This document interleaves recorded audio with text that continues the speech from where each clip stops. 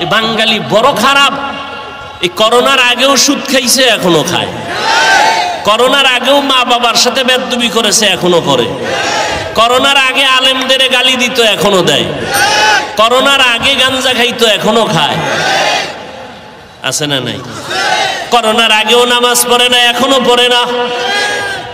এজন্য আল্লাহ বিপদ দিতেছেন, কিয়ামতের আলামত।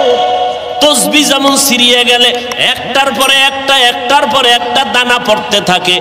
নবী বলেন, মানুষ যখন আল্লাহর গোলামি বাদ দিয়া মানুষের পূজায় লিপ্ত হবে, মানুষের খোদার থেকে বড় মনে করবে, মানুষের জীবন থেকে বেশি মহাব্বত করবে, মানুষের জন্য জীবন দিবে, যৌবন দিবে, আল্লাহর জন্য চিন্তাও করবে না, তখন তসবির দানা ছিঁড়ে যাওয়ার মতো একের পর এক অভিশাপ জমিনের মধ্যে আসবে।